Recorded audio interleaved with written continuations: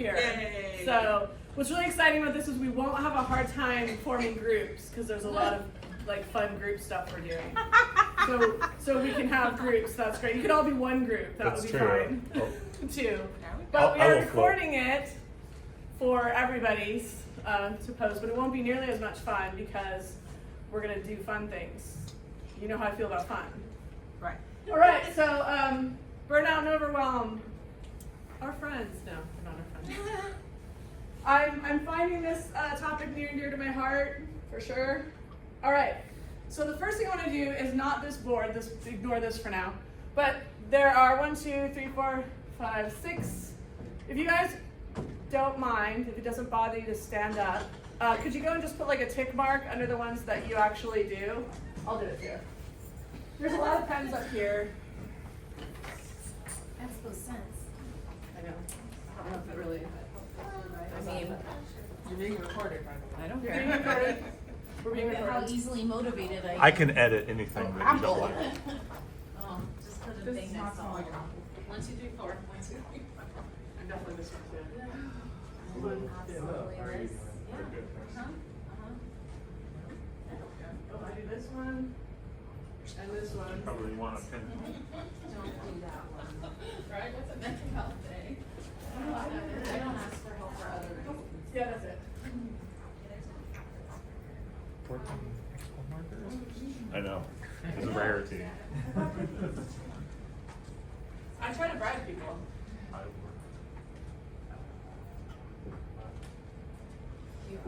You know, I never know. Like I teach in this room, and I never know if I should turn off the lights because it's one half will be in the dark.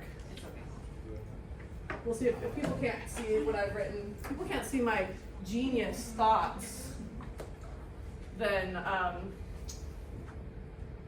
we'll go with that. So I think that. I'm getting lost of which one I rushed and which one I didn't. Well, I'm a green marker and you're a green marker. Oh, there's two green There's 2 green markers. Yes, I was pink and someone else was pink. So. Yeah. Okay. Full of 3 now. Thank you. Excellent.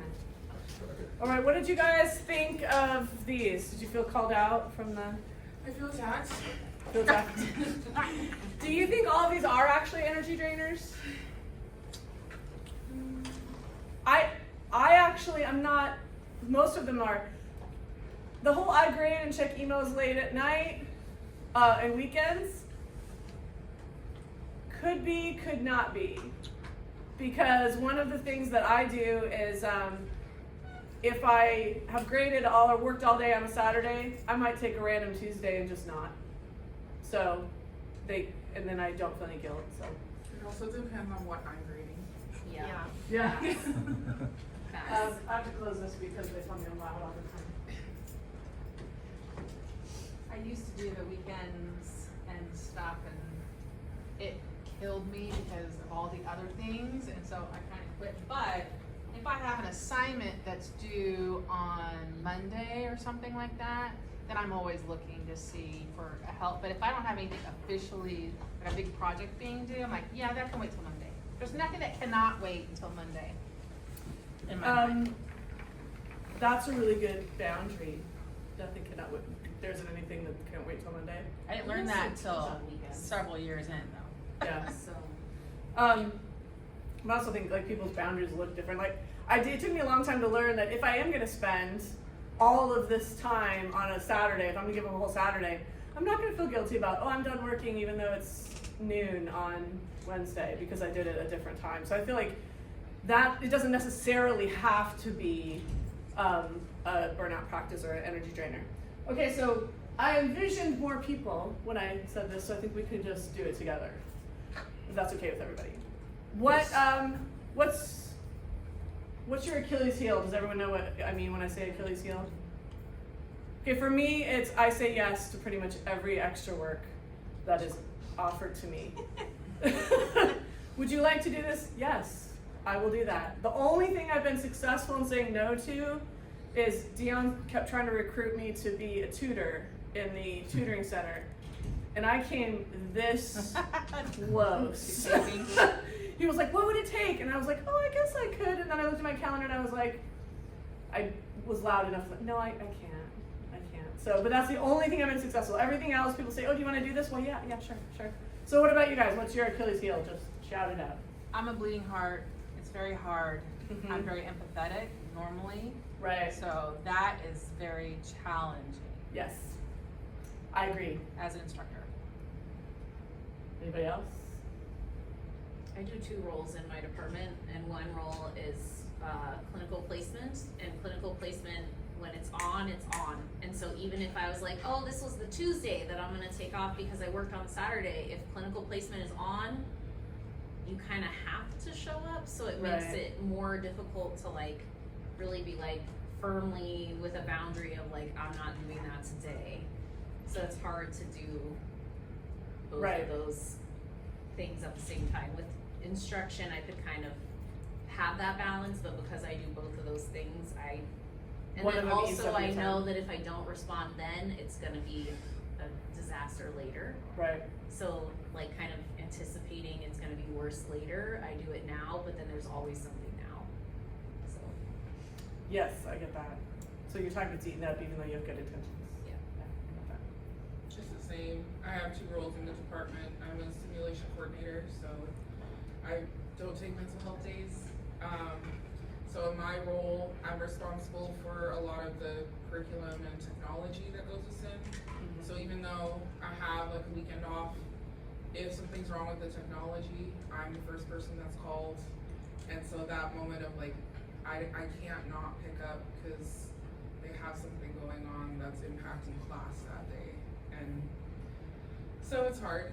Yeah, I think sometimes we do more than one thing. For me, doing more than one thing or playing more than one role just means that my schedule gets all kind of screwed up, and then I'll think I'm on top of things, and there'll be one class that falls behind because I'm like, oh yeah, forgot about that because I was over here doing this. So it's actually really comforting to hear that other people have that issue too. Anybody else have a weird Achilles heel? Does everybody else say yes to extra work?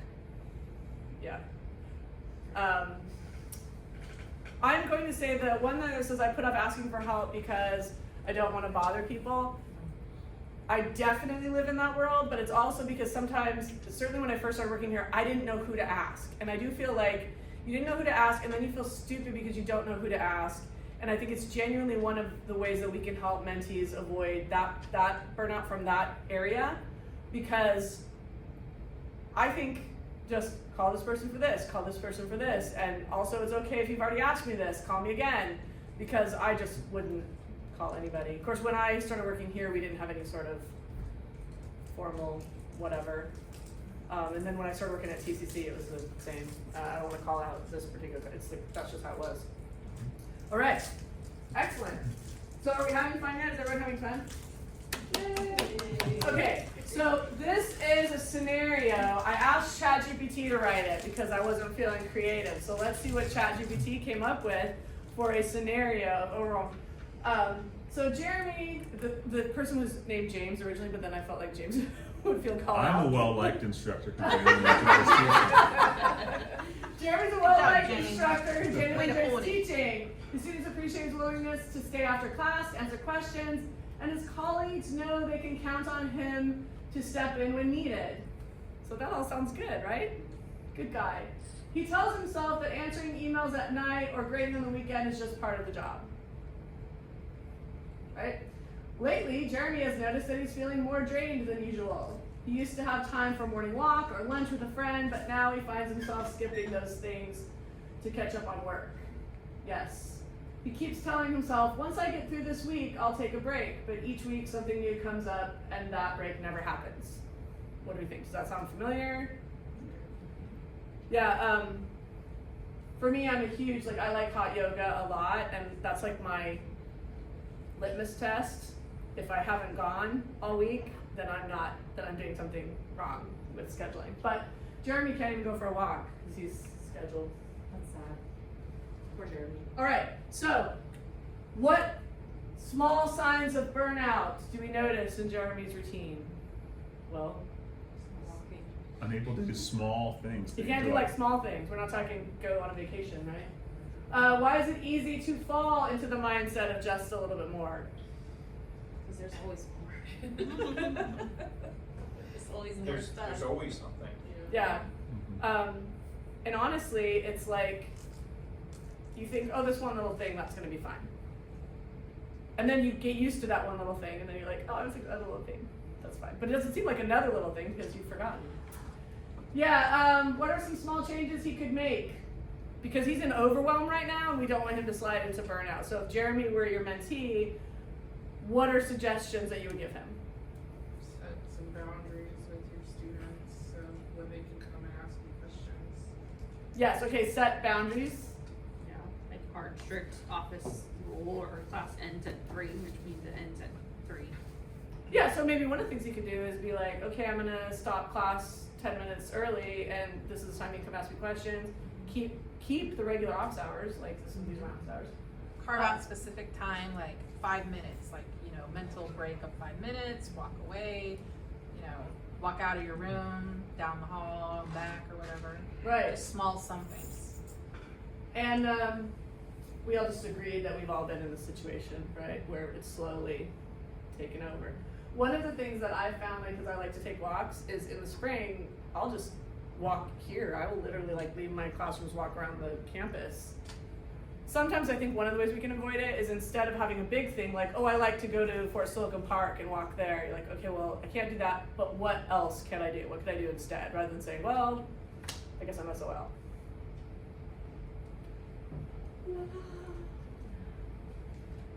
All right, so I like this one because there are symptoms of burnout that we don't think about. These I think we all know: exhaustion, lack of motivation, irritability, insomnia, right?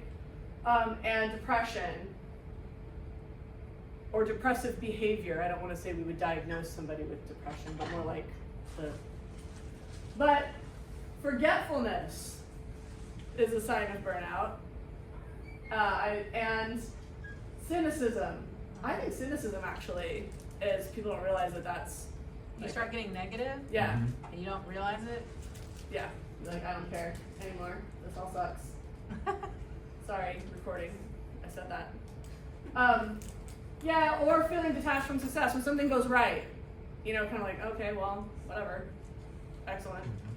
And procrastination. James and I were talking about that sometimes you have so much to do, and you get up in the morning and you have so much to do, and what do you do? With my dog. Yeah. Focus that you have so much to do. Yeah. you're like, Complain. so just sit here.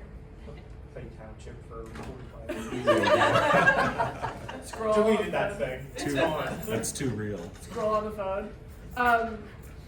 Sometimes you're like, okay, I need to get up and get moving, and instead you're just looking through your phone. Maybe that's just me. I guess the Gen Z term for that is bed rot, which is horrible. If you ever hear that term, that's like when you know that you have a lot to do, but you just sit in bed and do nothing. It's called bed rot. It's like we're afraid of getting up. And procrastination, that's why I think like, oh, well, yeah, I'll put that off. Or just, I don't know, stuff gets set to the back. Like, I'll work on that at some point. What about anger? Do you see anger in people who are burned out? Yeah. I mean, not me. I'm a delight, but other people. Other people. Yeah. That's because I haven't turned the corner to. You hand out stickers that say fun, and you say, yeah, you're always having fun. Yes. It's fun. Stickers. It's fun. Everything's fun. Yeah. So I actually thought cynicism and forgetfulness were the most interesting. I didn't know forgetfulness was a symptom of being overwhelmed. Detachment. Detachment. Yeah. Like, oh, that's nice. Like, even so, and that kind of is bad because even when you're successful, let's see. One of the things I wanted to talk about in this was the concept of the mixed messages we get, and I think that we get a lot of mixed messages on not just specific to this campus, but in the world, right? You get mixed messages of, why do we do this? Always available mentality, like answering emails late at night, can be seen as dedicated. Oh, this person is so dedicated. Skipping breaks or vacation, like you're seen as hardworking. Taking on more and more work, you're a team player. and self-sacrifice is seen as noble, right? All of these things can be spun into like, you're this great person if you do this. One of my most irritating things, and this is interesting because this is going to be recorded, but I'm the only person in my family, extended family, a very big extended family, I'm the only person in education, right? Which is very interesting at big family gatherings because they all come at me with opinions. And one of the things I get a lot is, you know, and I say nothing about how much teachers make, like K through 12 teachers, and they'll be like, oh, you know, I know they say they should make more money, but, you know, it's a vocation, it's a calling. And I'm like, you know, it's noble, and I'm like, so we shouldn't Get paid. pay them a living wage? Like, yeah, it's a calling. I'm like, well, so is politics, really, right? So They get paid somehow. they get paid, everybody gets paid. But yeah, I think we get mixed messages, and teaching, even more so, in my opinion, if you're always available to students. When I first started teaching, I used to hand them my cell number. I used to too. But that was before we had other options. That was like early on, like before we had Navigate and other things like that. Now I've become a huge fan of Navigate, but being always available, also then you get better ratings on Rate My Professor. I'm not on Rate My Professor. Um, I want to be on Rate My right, taking on, and here we go, taking on students' emotional burdens. Taking on students' emotional burdens reinforces a martyr culture. Also, it's very draining, taking on students' emotional burdens, right? Especially, and this is where I feel like we have mixed messages on that. What do you guys think? Taking on students' emotional burdens. Well, it shows them that you care, you're really listening, but Mhm. yet it is very draining. Yeah, but how are we supposed to be empathetic, understand each student's situation, meet them where they're at, and not take on their burdens? I feel like it's a magic sweet spot that nobody's, I feel like it's a mixed message. Set your boundaries, but understand what every student's going through and make sure that you help them to the nth degree, but also don't take on their emotional burden. I haven't figured it out. And putting students' needs above their own feeds imposter syndrome, right? A lot of this feeds imposter syndrome, and this creates high turnover. That's why people burn out. I don't know the statistics or anything like that. I know in K through 12 they're dealing with it a lot. But this, I don't have a magic button for, except for to know that it's better to not take on other people's pain, but also just like help them figure out how to navigate it. But it's, a lot of this is easier said than done, which I totally get. But that is a main reason, like that's a huge reason for burnout. Yeah. Well, I know there are things that are adjacent, but for statistics wise, for nursing, which takes on a lot of emotional burden from the patients that we help, they say out of the new grads that enter the workforce, about 50% of them will leave the workforce within the first 3 years. So, Wow. Because of that, because because of of emotional burnout draining. and lateral violence are the two highest reasons. So, yeah. Yeah, okay, so there's that. And I think for right now, without stepping too far into it, right now in the political culture, a lot of us are getting a lot of information and emotions from our students that we're not, like, where do we put this, what do we do?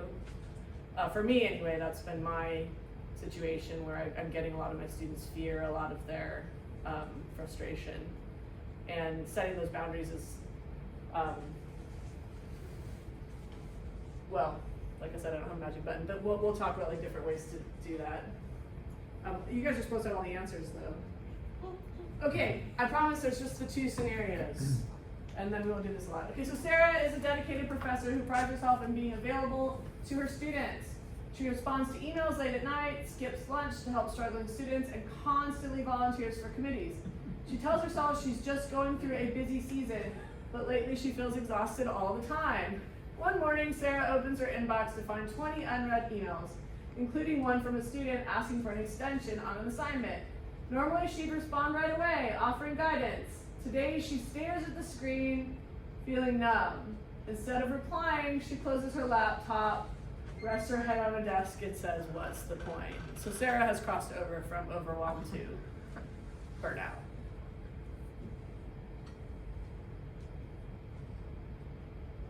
I have not put my head on my desk, but I have opened up my laptop, looked at all the things, and closed it again. So I don't know if I'm the only one, but I've been like, all right then. Because when you respond to all your emails and then, as this example goes, and then you get 20 more overnight, it's also why people probably respond to their emails on vacation. But let's see, what can we do for Sarah? All right, so warning signs. Well, instead of signs, like what behaviors did we see that made it that this was probably going to happen for Sarah? She gave up, all of her self-time. Uh-huh. You can't really give up all your self-time. She gave up lunch to work with students, unlike you can gave still up do lunch that, to come to this but meeting. not all the time. So what would you tell her to do if you were a colleague or a mentor and you walked by Sarah's desk and she was just, what would you tell her to do? Deep breath. Prioritize? We have a 48-hour policy, 48 business hours for responding, and we really talk about that in the department. I think all of us probably respond faster than that usually because we're that type of human where we're like, we don't want to get behind, we want to respond to students. But sometimes that 48 hours, I call it a 48-hour timeout, where you just have to say like, I can't do that. Yeah. And I need to take a break from this and not feel like I have to respond to this right now. And I encourage people to use it like, it's okay if you're gonna give a student an extension, you have the right to give that student that extension, whether it's right now in this moment or 48 hours from now. Right. And if trying to remind people you have that autonomy and you have that decisional capacity to do that, use that. Yeah. Because that will save And you 48 from business hours, not just 48 hours, that's really, correct. so not like Friday to Monday, but. Right, like if you send it on Friday afternoon after 3, I might not get to it till Wednesday morning.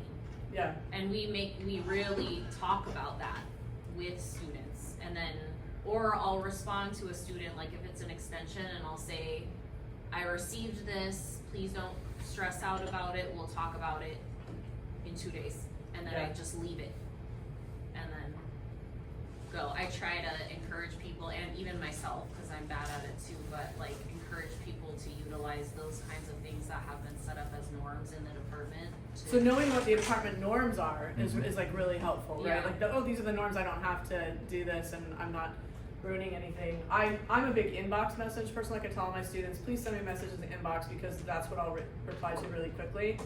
But sometimes I open up my Canvas for the morning and there's 10 inbox messages, and I will immediately think, oh my gosh, what did I screw up? Or did I not do something?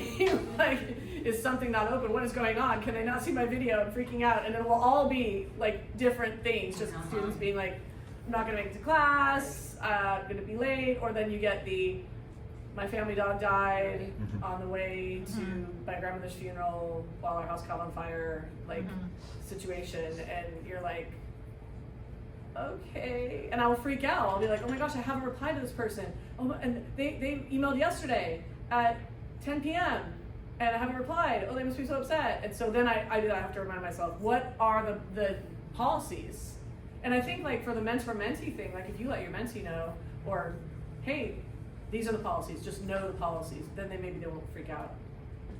I think putting your expectations in your class, for Canvas, you say your email policy, and I think that as long as you, at least from the student perspective, as long as you tell your class your expectation policy, then if they send you a message, then you at least can say, if they're why didn't you respond, say, hey, we've talked about this, set those, that's something that you can set. Now, obviously, if it's emergent, then you can get right on it, but you can prioritize that way and go, okay, well, I can do this one a little bit later, but I need to get to this one, right? You can.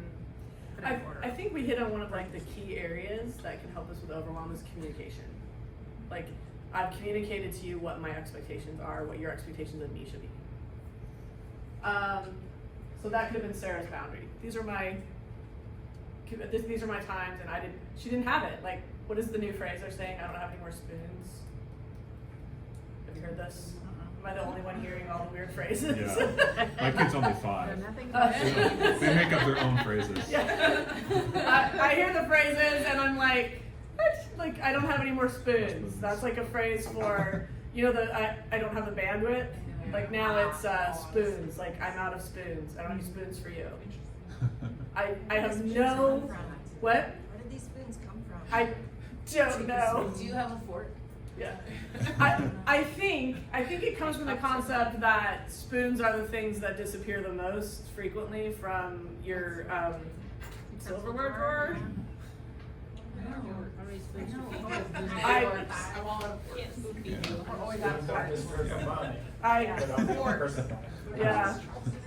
Well, I'm gonna say that when my son was a teenager at home, I would be out of spoons and go to his room where he wasn't supposed to have food in the first place and collect up all the spoons. So I think maybe that, I have no idea, but that's the phrase. If any of your students say it to you, I don't have any spoons for that, or I don't have a spoon for you, that's what they mean. I mean, students of teachers. Yeah, so Sarah was out of spoons and had no more bandwidth, and she should have, and I'm guessing her department would have had a similar policy. You don't have to respond that quickly. Yeah.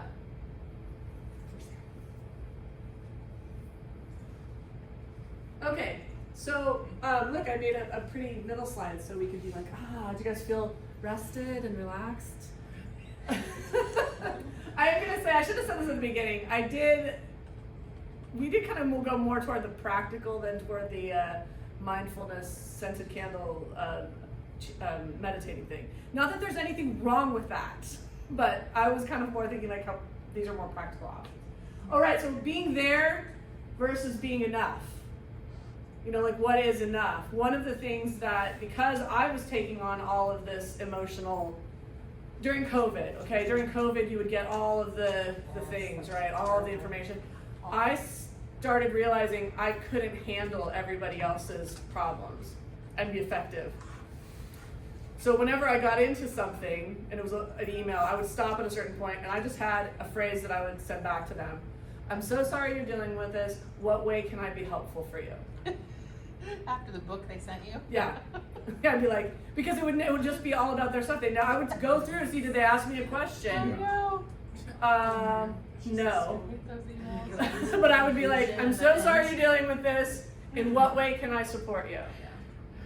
And that's saved me a lot since then too. Where I've been like, oh, I'm so sorry you're dealing with this. And I've learned that for students, that phrase is alone is powerful enough. You just go, oh, I'm so sorry you're dealing with this. I hate that you're struggling with this.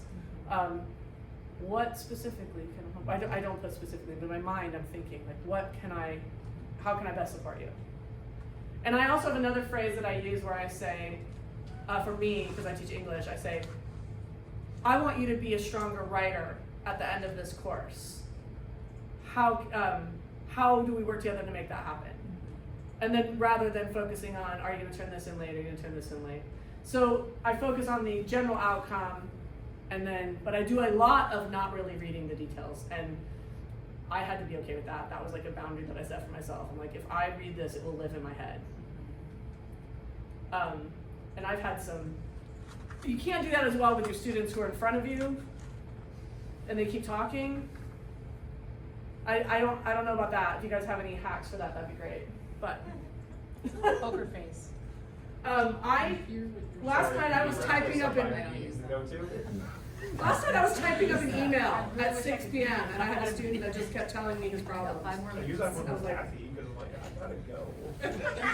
okay, so Lucy too. this is something that we're trying, and since there aren't a lot of us, you can just do it by yourself, or you can group up one or two. On the Peer Mentor Support Canvas page, I have set up basically like a wiki, if you will. It's a sort of wiki. If you go to pages, and you choose winter peer support meeting, avoiding burnout.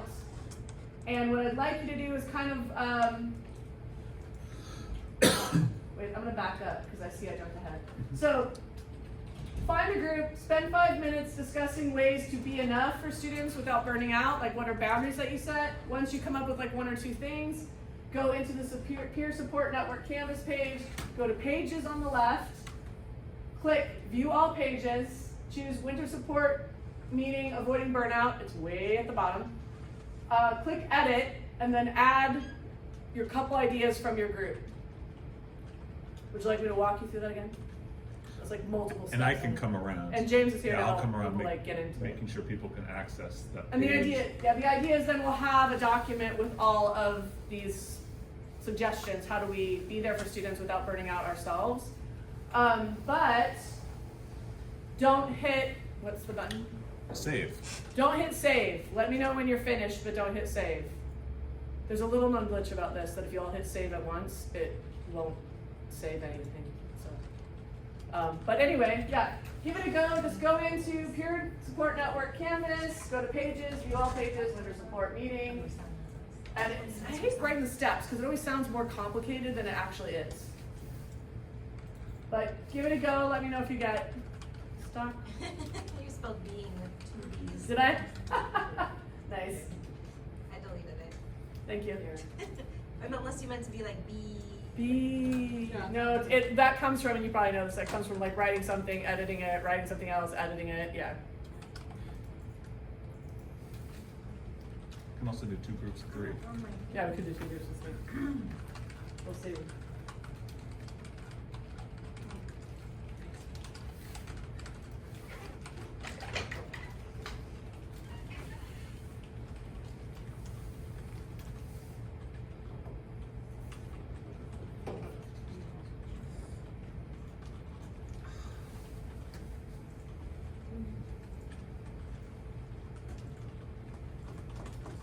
Okay.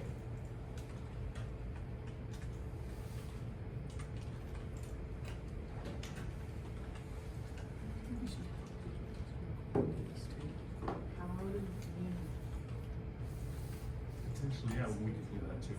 We just have to,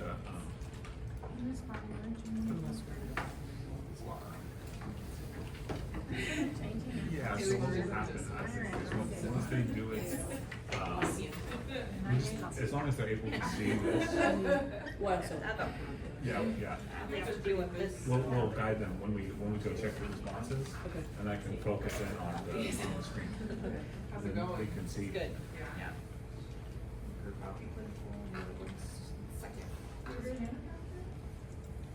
I'm not saying I I'm would put it she's goal. on the tab. Oh, yeah. She's back from, They're good directions. Yeah. That's how I counted. In beginning of January. oh, okay. I tried to do this in my English 101 class, and through like 1 to 2 assignments, you know, realize I can't like this amount of time. Yeah. Yeah. I was trying to do a wiki type thing, and it's a really good idea, Yeah. but just was too much for all the other stuff. Like wild animal physics. Bad, I don't know what a wiki is. Like bear mace. Yeah, Google Docs is a Little tent that you What's a were wiki? in and, yeah. All the wiki Like- is, wiki just means quick, so it's like, it's where people put up definitions Right. and an article very quickly. Just post like organized blog. Yeah. So are you So do you use mentor something or for now, or do you have to figure it out? mentor? I feel like I've been here for 8 years. Yeah. I do. I do not. I don't know. Oh, But I think what Just, I'm joking, I do care, but I definitely tempered it when I took up a job. So like when I was just starting to teach, I was like that person, Jeremy.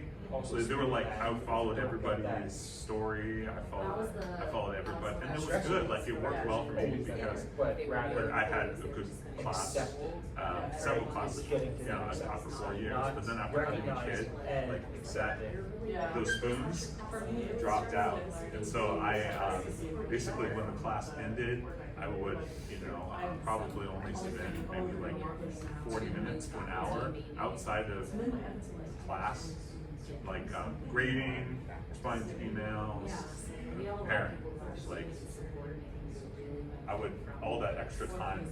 Before I would spend 4 hours, and then it went down to 1 hour, just because of other priorities. I also think that depends on where you're at in your journey. That's 'Cause, right. like, Beginning, I'm here, so yeah.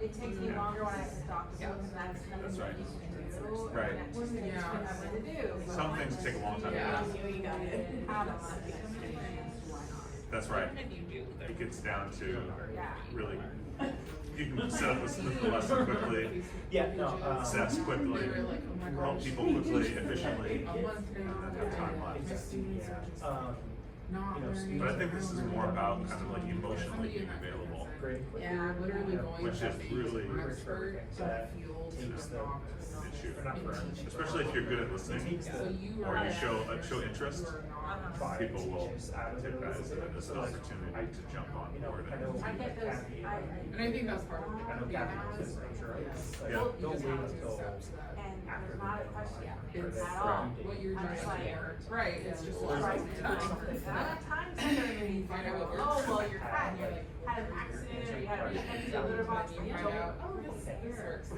you want to hear something really, not cynical, but maybe a little bit practical?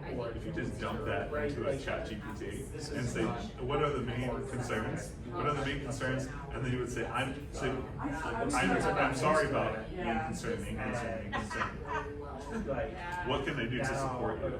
Or what can we do to help you get the most out of this class?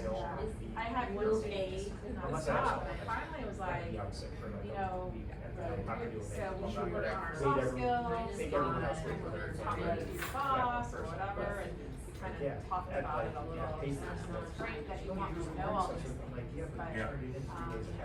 And I want to. it's very hard. I mean, it's hard, that was a hard conversation, but then I just had one that did it all the time, and I was like, oh my gosh, I'm tired of it. Because you're there for all the students, I'm giving and they're taking Yeah, I think a that's disproportionate amount of time. And also, if it goes beyond the learning, Yeah, my office like what hours can affect are- the classroom or affect their learning, And then if then, the meeting ends early. you can't do much about that. That's I do how that too. to prep for No. that. Yeah, and then the hope is that we go back and sort of clarify and correct so that that mistake doesn't happen in the future, right? Oh, should I put on, well, But we're in only the moment, required no to one have cares that you have FaceTime. this to say, hey, whenever I do that one That'd be scene, terrible. Yeah. You know, I'm not gonna, we have. Yeah, I people mean, I that definitely, like, that's, One time. And that don't know acceptance how, of. But else, but I Yeah. like have a hard time because I just feel like that's me. Like I love people in there for it to answer a question, but it's like I love that faculty. that's not my fault. It's your fault. And then No. it's like, Well, you then I wouldn't feel feel good like that I'm that way, because- making other students making them Oh, what's have to tell their student, but Like if I teach this much, how much do I have to spend on work, how much do I have to spend on this? I could just We're tell not them. hourly employees. And one committee can be really short, and Yeah. another one can last Months. 2.5 hours.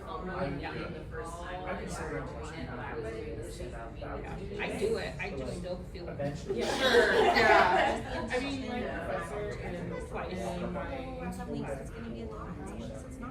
my doctor, she literally had her. Especially beginning of quarters, Yeah. midterms. I'm just like, I don't know, when it's Yeah. like, it's not percolating on something, like, yeah. Yeah.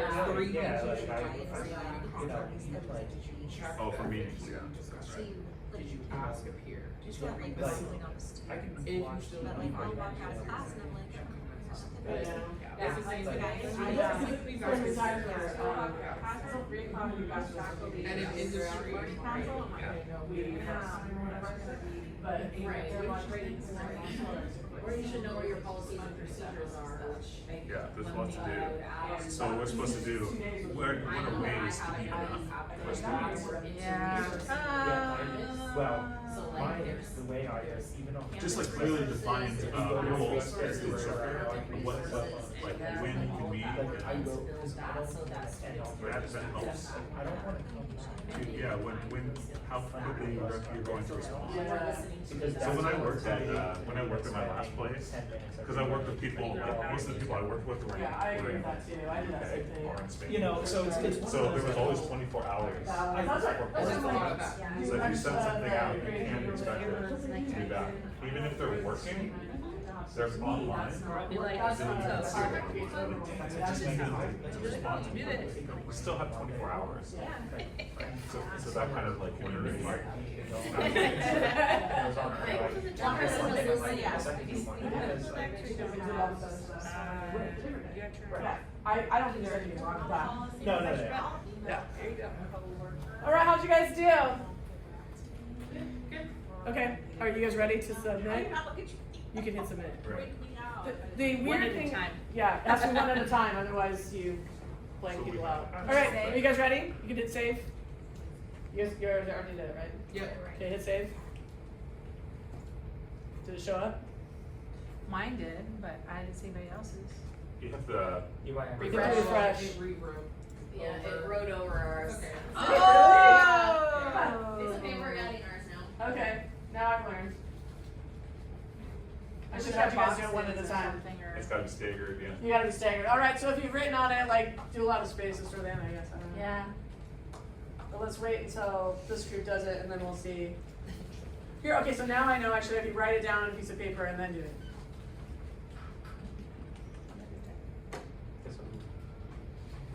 What was that one time we did something where we went through a different site and it added it in a creative way, our comment?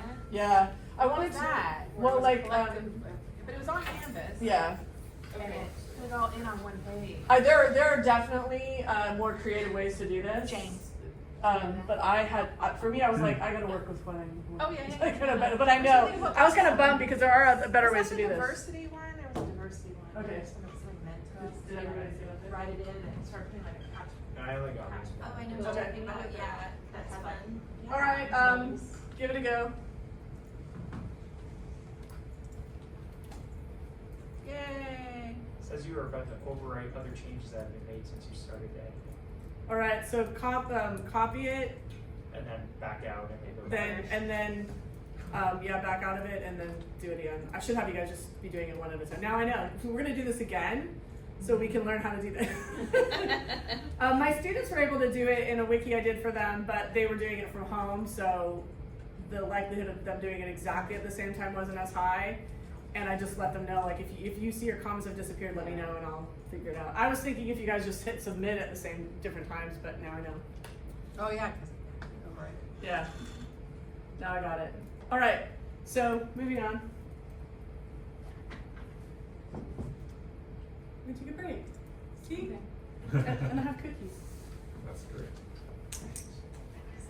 I have dog cookies. I didn't make cookies. I'm not. This is like, I don't know if you guys have ever had Ray's Bakery cookies, but you should have them because they are. Tiana Bakery? What? About Tiana Bakery? No, I don't have that kind of time.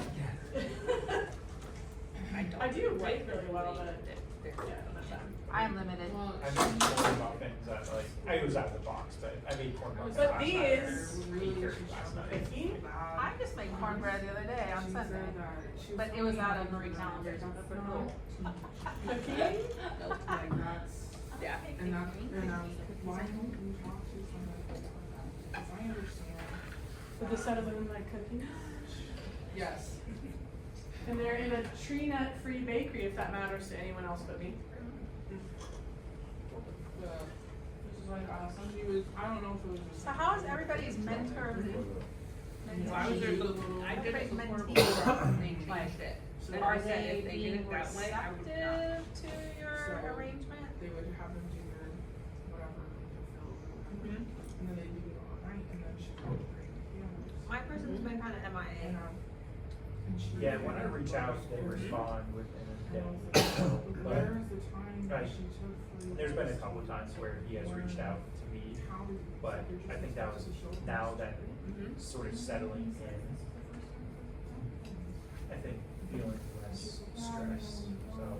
I think that when it is, gets done next time or whatever, I think that one of my recommendations would be, and I understand that we want to cross-pollinate, like, have exposure to outside programs, but like for mine, is in the auto trades, and we are so different, that maybe even being the same school would have been more helpful, Right. because they do things differently with their dean and stuff, because he flat out, I mean, he's a great person, don't get me wrong, we get along, I still check in with them, but I feel bad because he's like, yeah, we just don't have, like, they don't do Canvas, they don't do, I mean, they have a Canvas shell, but they don't work in it, and they, you know, it's just like completely different things, like, you really have nothing to offer me.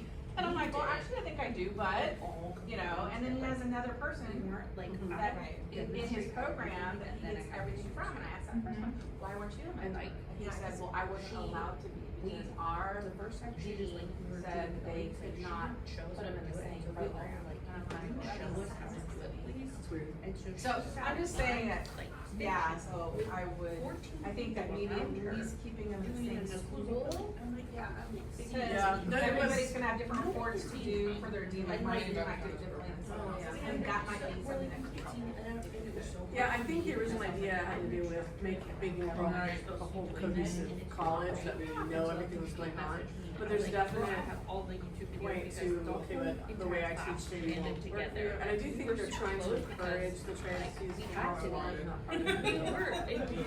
I know my guy is like, he's in Rowan, he's like surprised that the other Rowan faculty would come to his campus, he's like, oh, I use this a lot, and like, yeah, I'm like, so you don't, okay, automotive, you don't have like a YouTube video that like they can watch to show how they're changing, how to change Well, I brakes? said, Because that's the you know, same process for most passenger vehicles, Right. Like, so I'm like, I think they're just not thinking, well, they're thinking of the way that they were taught. right, and their classroom doesn't really have, like, they have, I think, 6 old archaic computers, like, off to the side, on tables, so they really don't have the, you know, like a computer lab, and I even said to my person, I said, because we could have talked about how he has some that just show up and don't do any homework. All this homework's paper pencil. And I said, do you think that if you put the assignment online, that you maybe, exactly, you because he's a younger generation kid. Younger generation students That way they can get are on their more phone.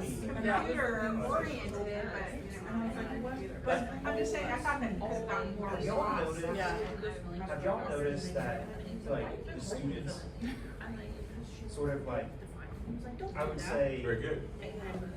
high school, like, we have some high school, up to, I would say, like, Truth in recording, I guess. Okay, so with our mentees, obviously we check in regularly, and we were talking about one of our challenges is not getting response back. But I do think that sometimes just the receiving of an email that says, hey, I hope you're doing well, thinking about you, let me know, you know, or you don't want to say like, let me know if there's anything I can do, because that's like too huge, but maybe a tangible thing of, can I help guide you on Canvas ideas, or is there anything, you know, maybe hook into something you talked about before. But I do think even if they don't reply, a lot of times seeing the email, it makes you feel like you're part of a group, or if you're relevant. You can always offer stories of your own difficulties. You like I put this thing up here, but always bring it back to them, okay? Because sometimes we get so excited to say, oh yeah, that happened to me. And then before you know it, you leave and you're like, oh, I never went back to talking about them. So like if they're having a problem with a student who gives a lot of pushback, for example, I'm sure that you have never had that situation. But I've had students who give pushback, and like one example I could give is a student I thought didn't like me because he pushed me on like so many things in class, and then at the end of class he was like, oh, I learned so much, thank you for answering all my questions. But so I was assuming I was getting pushback, and really I was just getting interest. So I mean, and if my mentee, I might say, well, make sure that you're reading the signs right, but if you're still getting pushback, like, and then maybe help them through steps. And then help them identify harmful practices. And it might have to be a do as I say, not as I do situation, right?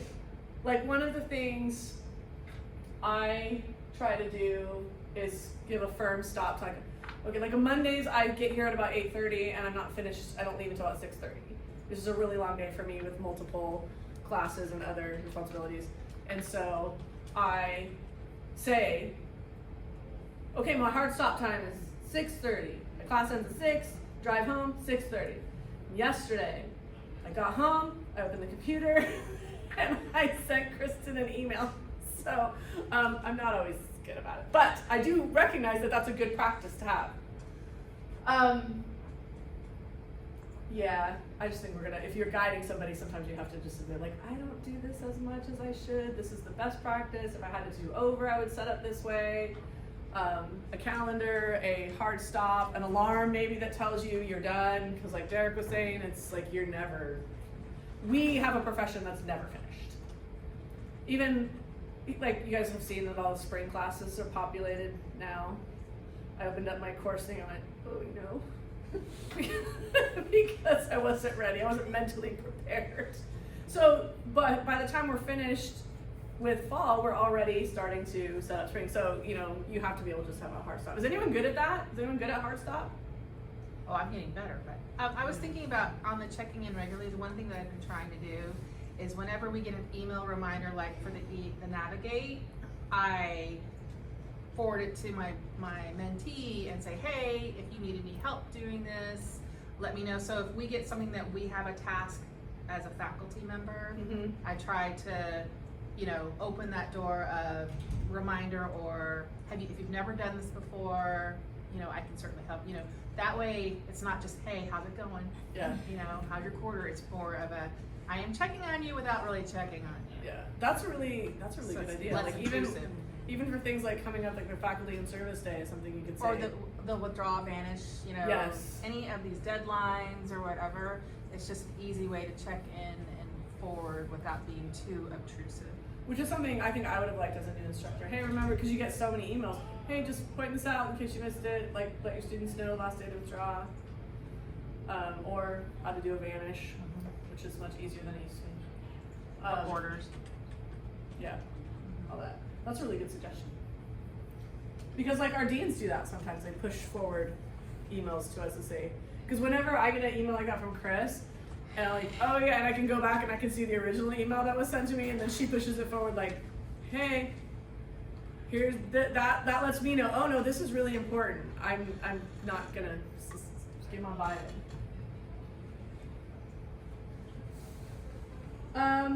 All right, so I want to talk about the difference between overwhelm and burnout, like we kind of talked about. This is where a lot of us, I think, are parked in the feeling there's too much to do, mental fog, fluctuating energy levels. Like some days you get up like you're gonna take on the world, and some days you get up like, no, that's not happening. You know, there are tools that can help you with this, but you still believe you can push through. And this is me all the time. Like, oh, if I just catch up, I'll be good. I'm good. This is where I live. But almost like what you want to keep it from becoming is the burnout. And I know the whole thing's shifted over so it doesn't line up, but I didn't want to fix it. I was too overwhelmed. I didn't want to fix it. So the difference between being, you know, like procrastinating, maybe not doing something, versus emotional burnout when you don't care anymore. When people don't care. Did you guys ever experience teachers in your own life that like didn't care anymore? Or was everybody like the caring after school teacher, after school special teacher?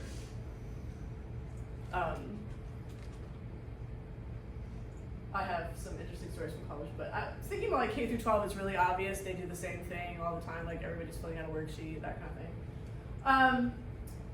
I think cynicism, if you increase cynicism, anybody who's like a big old pain, maybe have the kindness and think like, oh, maybe they're burned out. Maybe I can help them.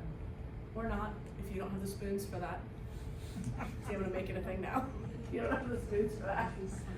And they don't have any motivation to catch up. Sometimes we get so overwhelmed with how behind we are. I mean, no, maybe that's just me. You don't have the motivation to catch up. You do the Sarah move. That's still there. I'm gonna call that the Sarah now. Yeah, and then deep resentment, like resentment toward responsibilities that you took on yourself. I think this shows up when you do the I say yes to work even when I don't have the time to do it. I think that you start being resentful of your own choices or the people who gave them to you. I'm gonna use my laser thing. Setting boundaries without guilt is hard for me. I don't know if it's hard for everybody, but it's hard for me to set boundaries and then not feel guilt about it.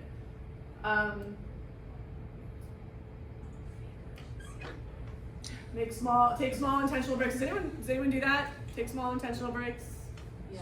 Sorta. I mean, so, like, particularly on days where I'm sitting at the computer, like non-instructional days, like, can't do that all day. So I will save like little tasks, like, oh, I'm going to go and put this glassware away, or do lab prep for chemistry lab, you know, and those are my like little breaks throughout the day, you know, that it's a mental break and a break away from the computer. I do try to take other like actual breaks, but actually that's like totally valid though if you're home working and you think I'm gonna stop doing this and I'm gonna do maybe something else productive but not this. That's the best balance for me. Yeah. Is when I'm in a zone at home and I do a thing and then I'm like, Sarah, closing the laptop and I'm gonna go start the dishwasher or whatever, because I will ignore that part of my life to stay plugged into work because the work is always there. Right. And I'll ignore all that, but then I'll be done with working and then I'm overwhelmed at my house because my house is a disaster. So I'll get up and like dry Swiffer the floor and then I'm like, oh, that feels better, and then I can come back and do something. Yeah, it's 'cause you're easier using at the home. muscles. It's really hard for me here. Yeah. I know when I'm hitting that overwhelmed when like Sunday's laundry day for Derek. So, you know, laundry happens on Sunday, stuff's on the drying rack, and if it's by like Thursday or Friday and that stuff on the drying rack still hasn't gotten put away, I'm like, okay, I was that exhausted from work and I'm pushing myself too far that I didn't even want to get up while I'm watching TV in the evening to put away the laundry. Like I just wanted to sit. That's actually a really good point. Like maybe we should all be aware of what our overwhelm triggers are, or signs of overwhelm. Like, oh, if this isn't happening, then I'm clearly, you know, around the bend. Oh, that's yours. And I think in our work though, there are always a couple weeks where you can't avoid it. Like you're grading, you're doing whatever, and then you're just like, if I get to the other side, I get to the other side. I, however, have the great habit of then getting bronchitis or something after I'm done with all the Because grades. you're so worn down. And it's Then like, I have oh, on I'm breaks. free. Now I'm I always free. get sick on breaks Yeah. because you are pushing yourself so hard, and then the holiday break comes and you're just downtrodden. Yeah, Immune system's down and everything. which is a great big red flag that you've It happens a lot. you've been overwhelmed, but at that point you're sick. So. I have to set a timer. You set a timer? I set a timer for how long I'm gonna, okay, we're gonna do this for like an hour and a half. And then we're gonna do this other thing. Cause my problem is if I have a second thing that I'm gonna do, I start fixating. Like, oh, Yeah. let's go for the kitchen. Well, then I can wash a pot. Well, then I can do this. And so I'm like, keep it to the timer, right? So- There's a one of my favorite books, and I don't know if this is, well, you might have to edit this out, but one of my favorite, I don't know, life books is You Are a Badass. And she has a whole series, You Are a Badass at Making Money, You're a Badass at Habits, that kind of thing. But I'm a huge fan of You Are a Badass. And one of the things she talks about is overwhelm. Like one of her chapters is on overwhelm. And she talks about chunking it down. And one of her strategies, or hacks if you will, is setting a timer. She's like, you can do anything for an hour.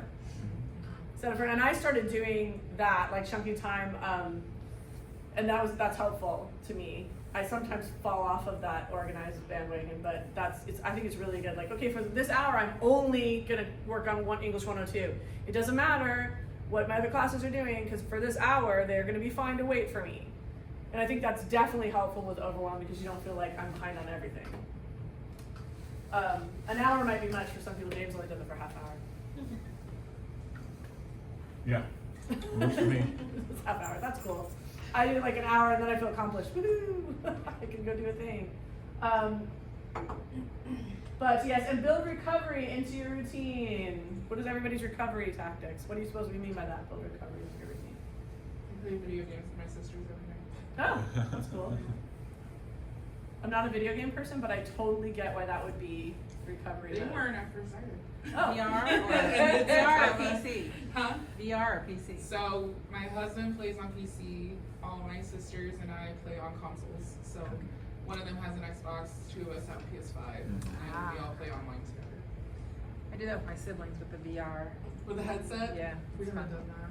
But yeah, they weren't into video games, but then they started getting into it. So it's like a 6 o'clock. 6 o'clock. You guys gonna be on Diablo at 6? Sure. That's pretty cool. I don't do as much anymore, but I used to, like, the way I would wrap up my week was like 3:30, I'd go and walk the outdoor lap.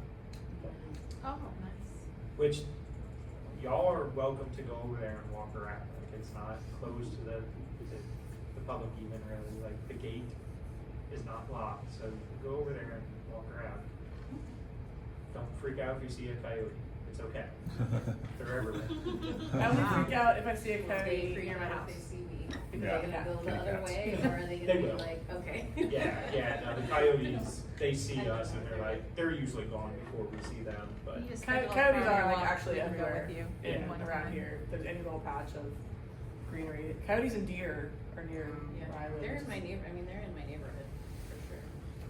Okay, so I do want to talk about emotional labor and offloading emotionally. Offload might not be the right word, but there's something wrong with. Oh, this one doesn't have a laser. I mean, well, whatever. The emotional labor, I kind of already talked about that. Like, I came up with phrases that I would just use. That's one of the ways that I offloaded. Is I just make a deal with myself and be like, okay, I'm not required to take on this person's pain in order to help them. And I think that also you just have to be willing to be unpopular if students ask for something that you can't give them. And sometimes, even though the worst thing has happened to them, you can't give them an extension. You can't give them, because sometimes it just isn't available. So that's one way. I don't know, how else do you guys offload emotional labor? Do you just?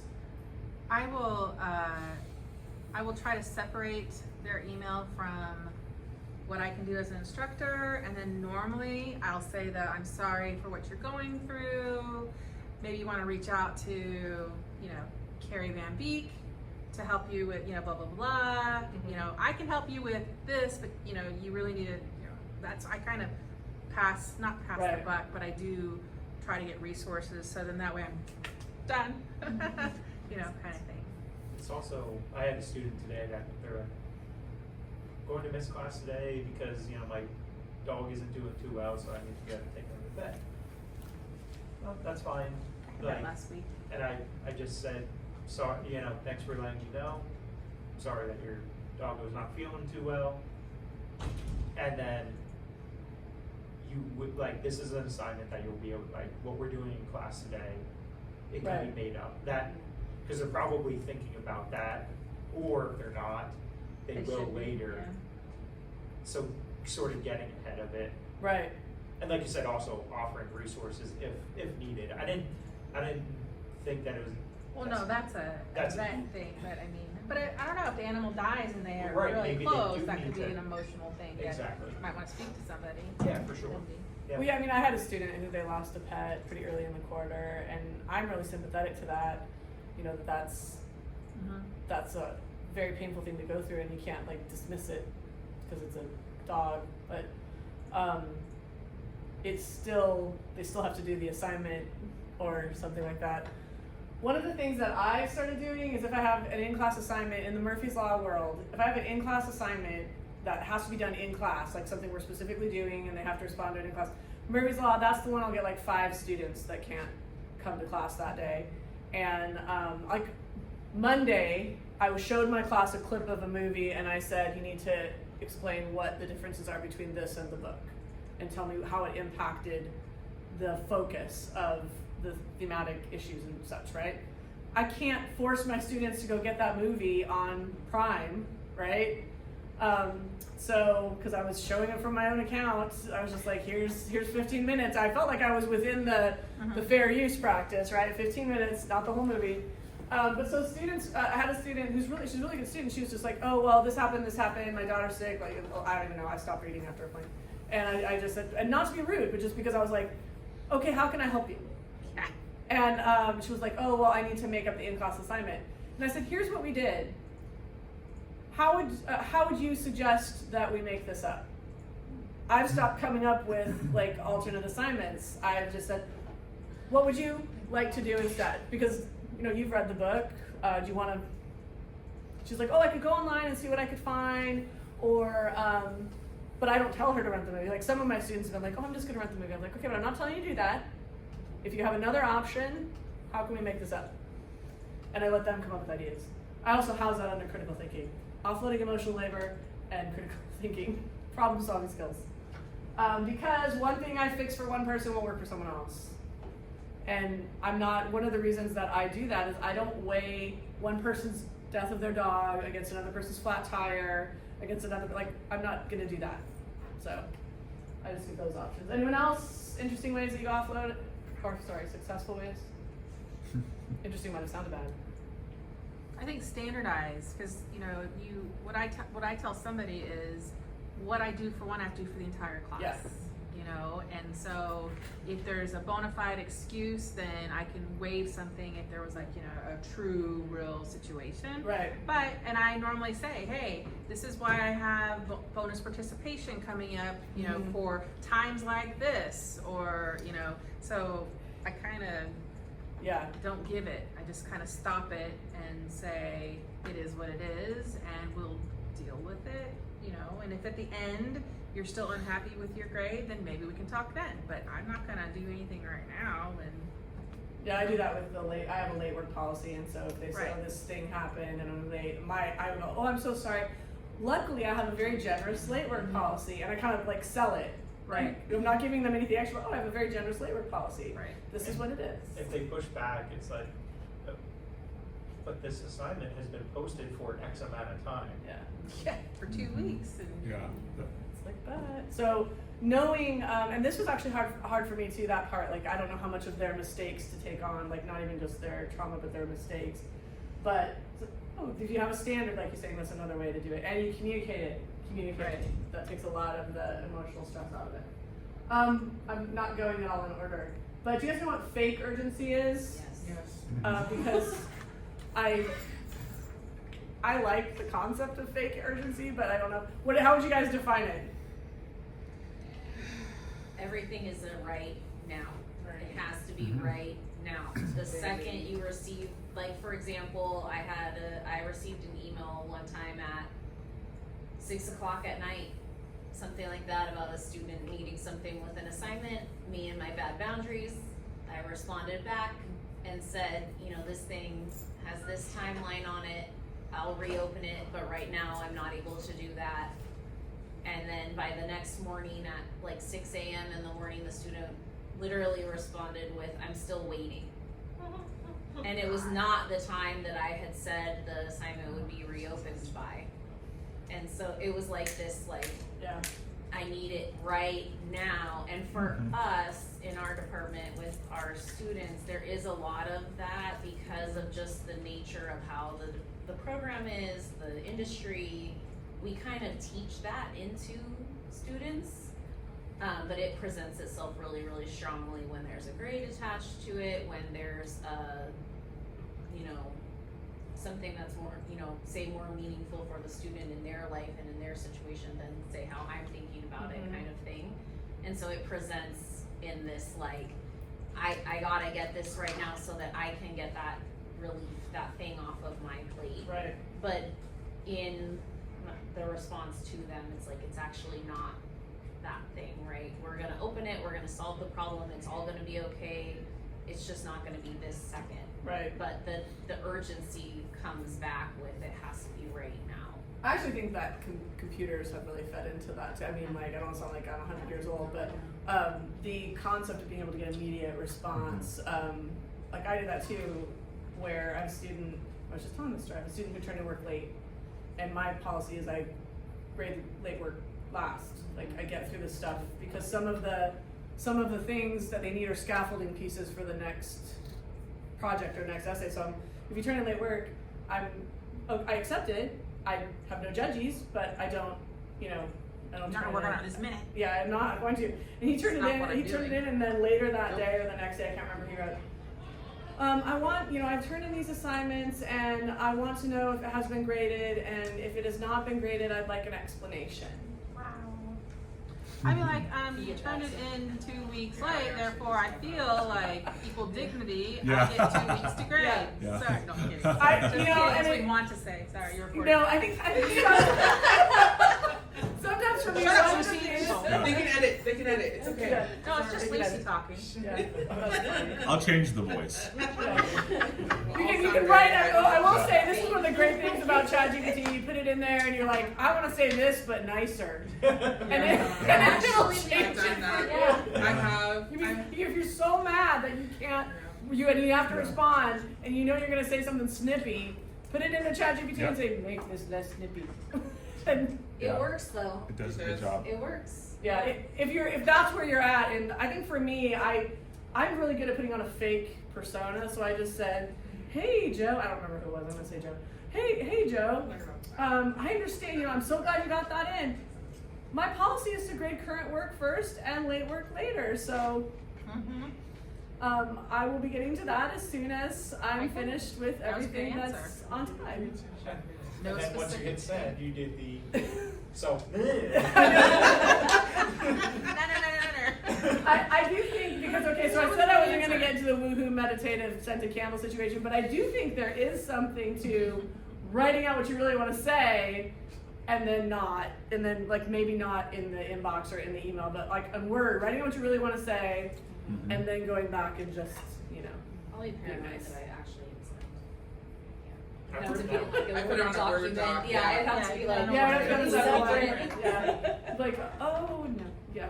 I had a student reach out to me about a grade change after grades had been submitted for the quarter. Literally like the day after. And I said, listen, she's like, well, can't you just change it now? Can't you just submit the grade change now? It is break.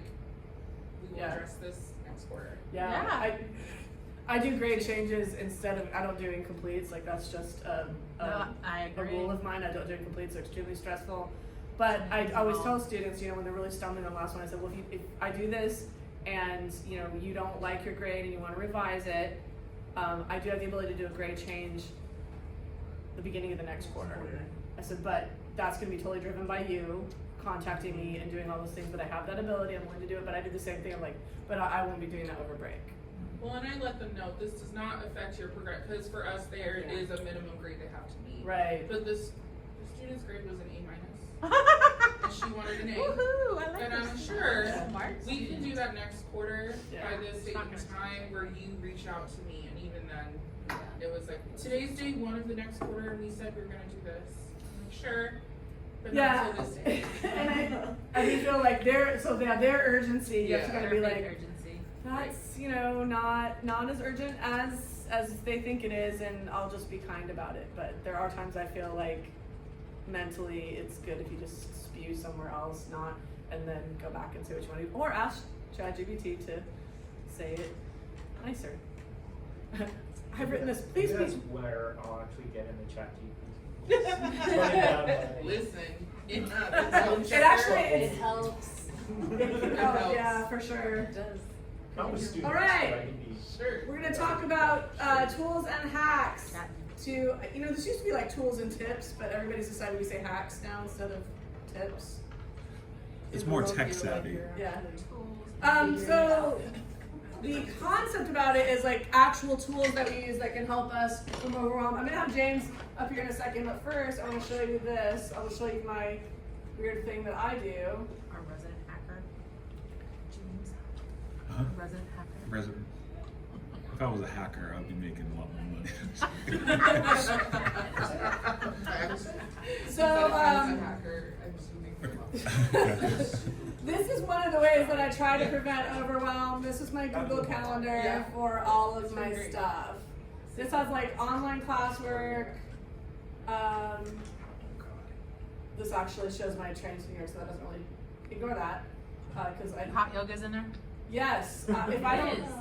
I do put yoga right here, I put Ah. it right here, and then I have it again on another day that's not on here, but, I do yoga, and if I, oh, here it is, yeah, I do it at 6 a.m. on Thursday. Okay, so these things, it's making a schedule where I put in things that help me. This is very relevant to me, but I am gonna say, I will tell you, I didn't make this. My daughter made this schedule for me because I was like, oh, I have all this stuff to do. I have another class, I don't know. And she said, oh, I'll make you a Google Calendar. Write me down everything that's important to you. I'll put it in your Google Calendar. And I tweaked it once I got it, but this is like, I want to do my own writing. I do my own writing. If I don't schedule it in, I might forget. And even if I can't follow the schedule exactly, it pops up on my phone. Oh, you're supposed to go to yoga right now. I'll be like, oh, I'm not gonna make it, so I'm gonna reschedule that block. I see it now in blocks. I'm gonna move this block to down here at 7.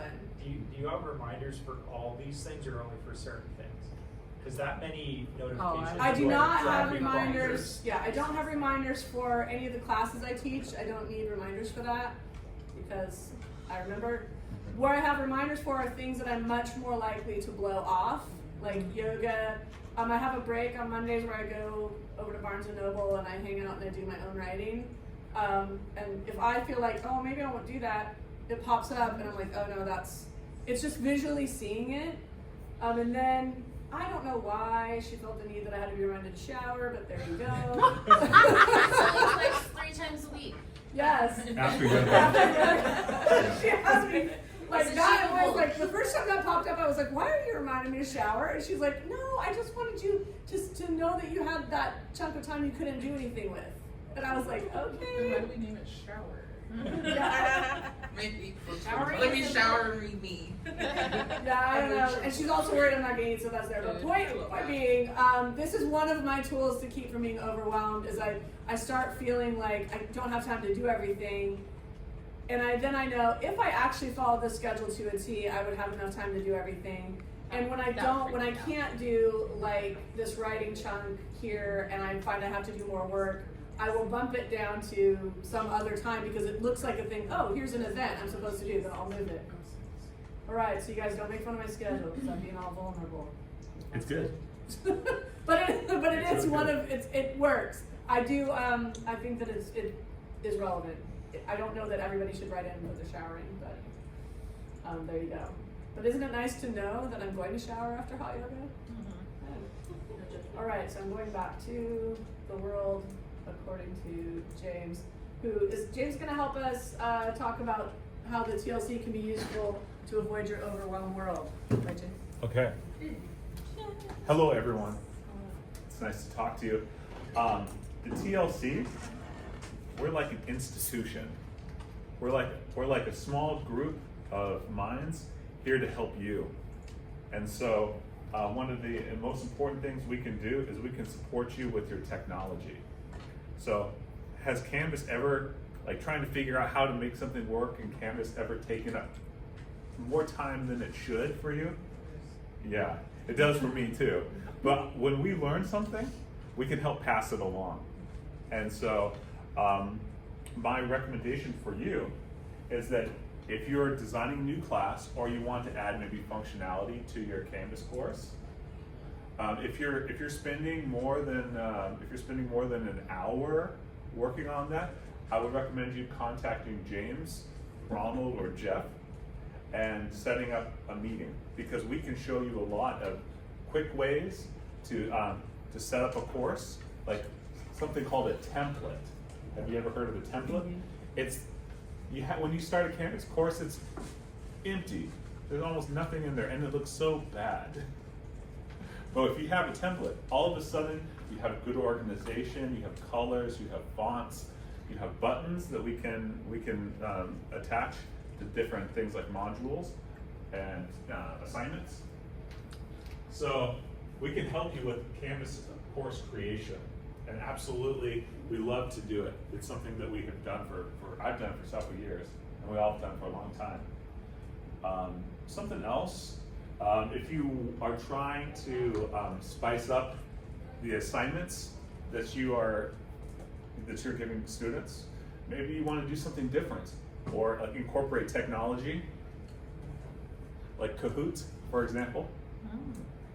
Let us know. We can also help you with that, because we look at technology that integrates in Canvas, or you don't. Sometimes lives outside of Canvas, but we will help you with ideas. We can even like show you fast ways to import your content in there. So I guess being overwhelmed and burnt out comes from having too many responsibilities or too many things to do. Let us help you. Help you with all the little things that go along with Canvas. Other general things we talked about, starting early. Yeah. And that applies for a lot of things outside of technology, but starting early with technology is really important as well. If you have a Canvas course that's ready to go, you have weeks before the beginning of the quarter, making sure that the functionality is there, like all your assignments are working, that all your links, your links are still good, they're not broken. And also, if you have questions with finding old content, if you have questions with making things work again that used to work quarters ago, let us know. We have access to all the courses as administrators in Canvas, so we can go and find the pieces that you might have lost. Not you, but we're lost on the system. There's so many different AI tools now. AI is becoming, I don't even want to talk about how AI is going to change everything, because you know that. Yeah. But it's going to, all I'm going to say is it's going to change things more than we can imagine. And so the earlier that we get AI tools into our classroom, maybe the earlier we kind of understand how to use it for good, and use it to discourage, and use our teaching practices to discourage bad use of AI. So we can help you also find good AI tools, a good like for example, there's ways that we can take content and create PowerPoint slides for you. Yeah, that's really cool. If you ever spend lots of time, everyone has, creating spend an afternoon or part of your weekend on slides. Well, you can have those automatically generated, and then you are tweaking as opposed to building.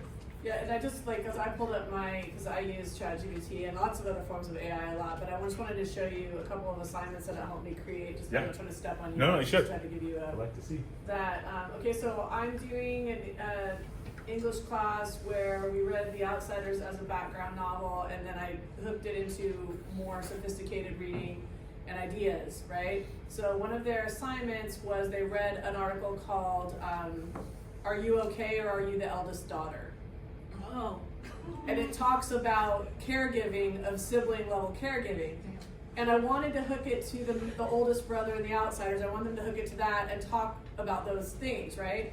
Well, I knew I had the idea, so I chatted with ChatGPT and I said, okay. You wrote all that in there though? I wrote this in here. I said, compare the main argument of the article, Are You Okay or Are You the Eldest Daughter, with Derry's leadership in The Outsiders.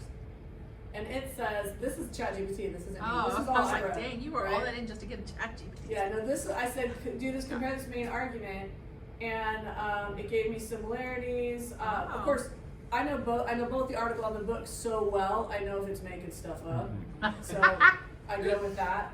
But we talked about, I hadn't thought about approaching self-sacrifice. I'd been focused a lot on invisible labor and caregiving. I hadn't thought about when there's a lot of self-sacrifice in that situation. And then we talked about differences, culture and gender expectations, which was a really good conversation, led to a really good conversation in my class about, because Derry's a man or the eldest son, how does that change expectations versus the eldest daughter situation? It's not that it does the work for you, but it helps you brainstorm.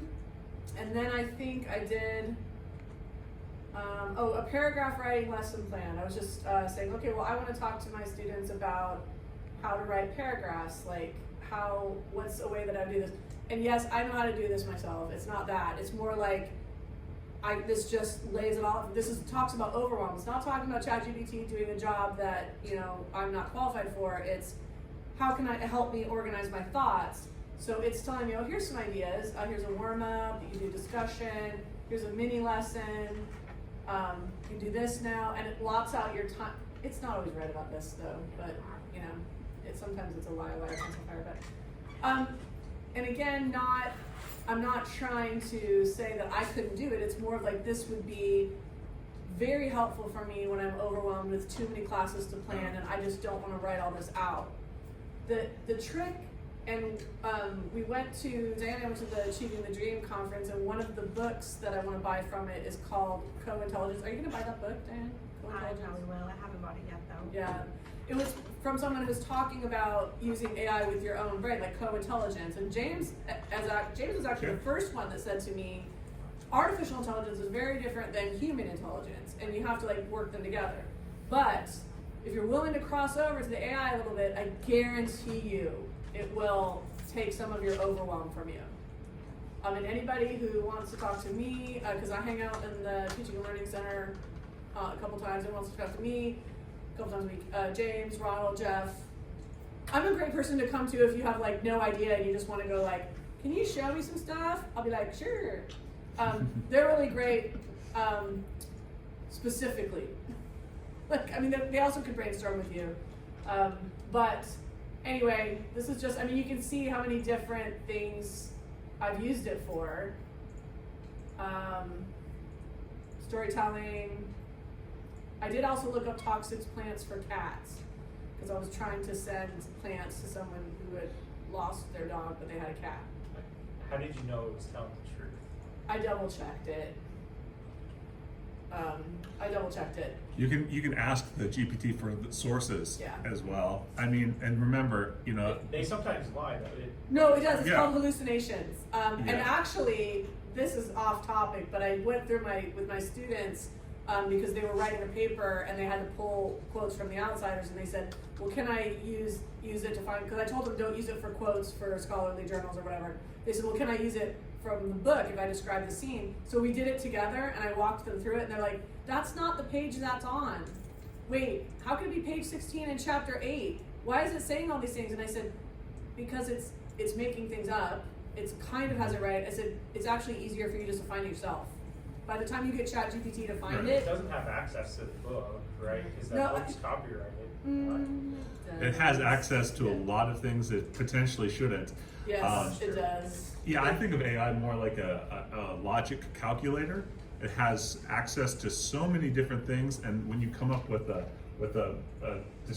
discrepancies with page number, it's because there's probably different editions it's accessing. There's so many things that could happen. One way I use AI really effectively is I do something called what was it called, a GPT, where I tell it what to access. Oh, the template. This is like this up here. This is my essay grading assistant. Yeah. This is in the GPT that I built, and it has me get English 101 rubric, provide feedback on grammar and structure. How can the essay? I wish I could show you. I would like to talk about this. Yeah. How do you do that?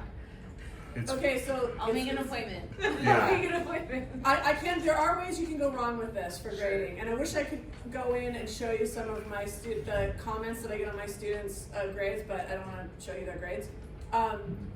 The thing is, I was skeptical. I was a ChatGPT or AI user for a year before I started using it for grading, and when I started using it for grading, and this feeds right into I know it sounds like we went down the AI track, but this can really, really help you with overwhelm and being overburdened. I teach English, which I think that means there's a lot of commenting, right? And so this quarter I have well over 100 students total between all my English classes and my College 1 and 2 class, right? I want them all to have good feedback, but I used to say things like, for the smaller assignments, things like, I like this point, you need more specifics, and then give them the point, right? Point value. I take their smaller assignments, I tell ChatGPT, do you guys want to look at one that I did on ChatGPT, or are we going too far off? track. Okay. AI tools. AI tools, yeah. Okay, so like, let me see. TED Talk comparison. I did this for my my English or my college 102 class. I gave them 2 TED Talks on procrastination, and it's not going to show me the thing. Hang on. Worksheet grading feedback. Maybe you can see. I have to go all the way up to the top to see what I told them to do. Please grade the uploaded worksheets. The point value is 20. I need it graded based on depth of thought and detail. Offer 2 sentences in explanation of points. Okay? Score 14 out of 20, and then it gives me more than 2 sentences. It doesn't always do what you said. Yeah. Okay, so the thing is, 2 things you should know if you use ChatGPT to help you with grading. It's harsher than it should be. Yeah. And I have to tweak it sometimes to say nicer things. Let's see if I have another. Do you give it the rubric as well? Yeah, you can upload the rubric and it'll do that. Like, I say, like, I can't sure if this was a class assignment. Yeah, sorry. Point being, what I do is, I don't know if I do this all the time, and then We have to do it in school Yeah, it will help. Right. okay, so here's a short story essay that I had them analyze the short story, right? I said, please grade this for completeness, answers to the question, 25 points, and I give it, I will copy and paste the assignment, I'll copy and paste the rubric. It will give me comments like, sometimes it'll tell you, okay, this is what I'm gonna do. Let's see. and I have to tell it this. Sure. I just need 2 or 3 sentences. Really though. And it'll say, your answers are clear and mostly complete, the supporting moments are well chosen, but the explanations could be expanded for deeper process.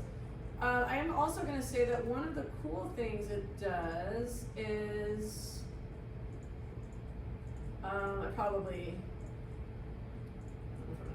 okay, so one of the things it does is I have like 5 out of 5 or 10 out of 10 points for grammar, right? It will say, here are some specific mistakes that you made, and it will list. The thing is, what you can't do is you can't copy and paste it without going through and being like, okay, no, that I didn't agree with this, or this isn't, because it does sometimes hallucinate. You have to.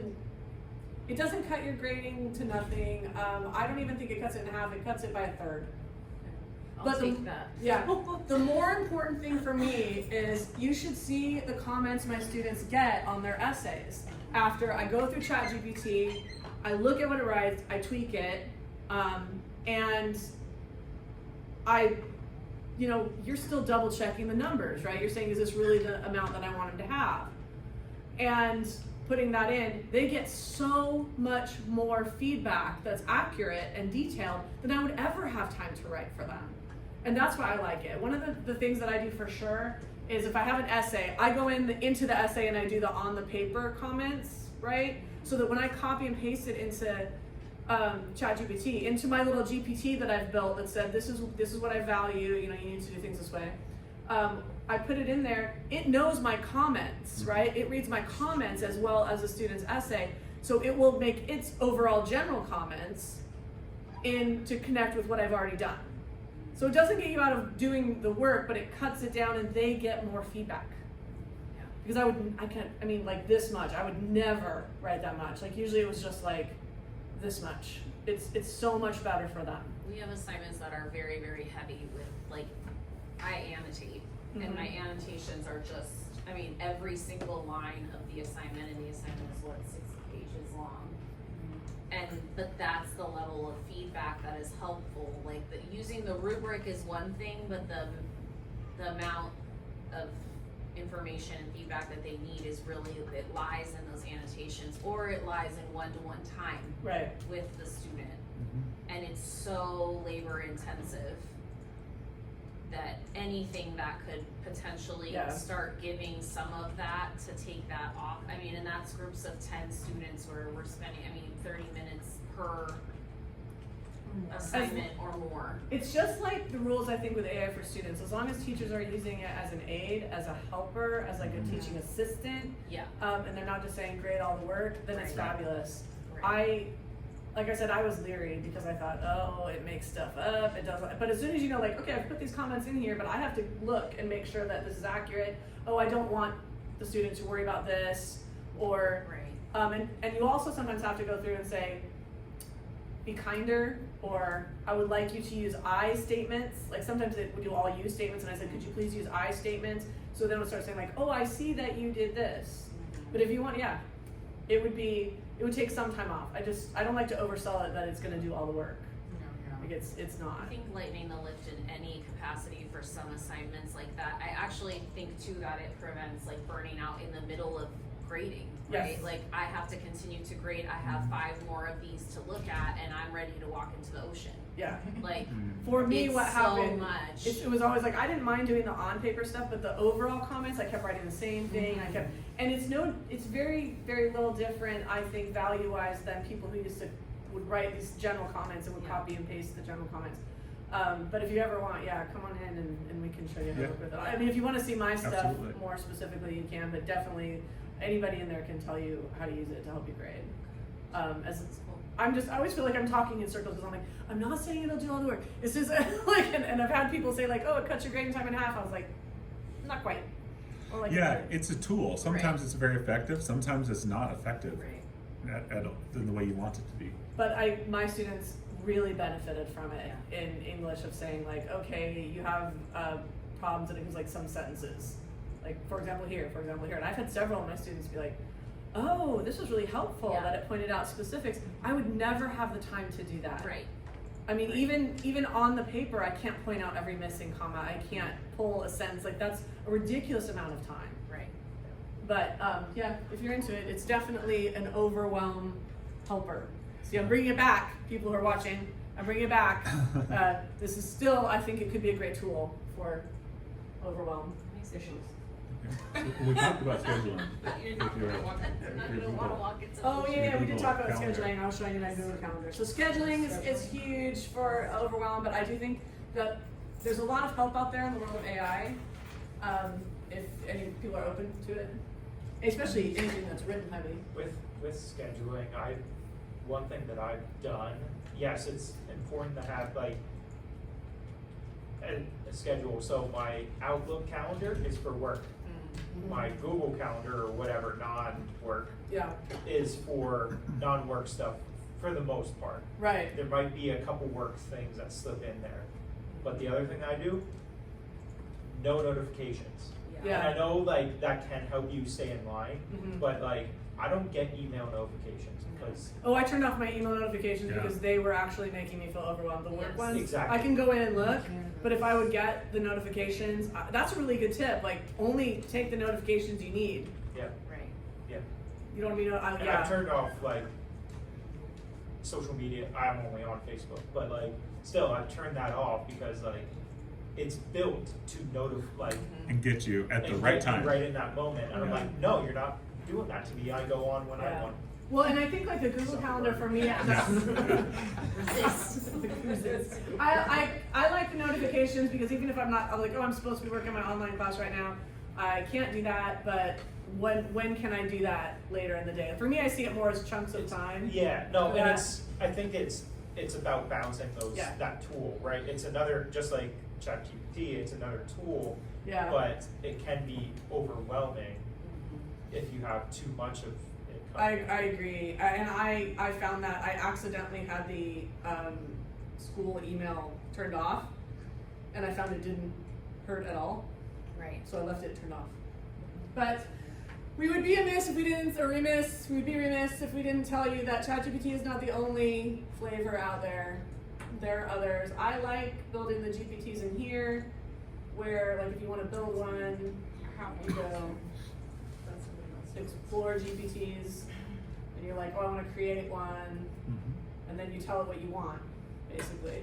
And I have an overall essay grading one that just has my general feel for how I like things, but then every time I do a specific assignment, I go into the essay grading GPT, say this is the assignment, this is the rubric, this is the level of comments that I want, and then I remind it again what I want, on the first one, and then I tell it to stop bolding, and then, and then like it takes tweaking. It's not gonna just automatically do what you want.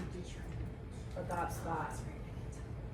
All right, I actually think that we are, I don't know, I was gonna have you do the other thing with the tools, but I think we're good. So hopefully that was useful, you guys. And you don't have to watch this very disjointed recording now. That's gonna I will edit it down Okay. to just Fine. that quality content.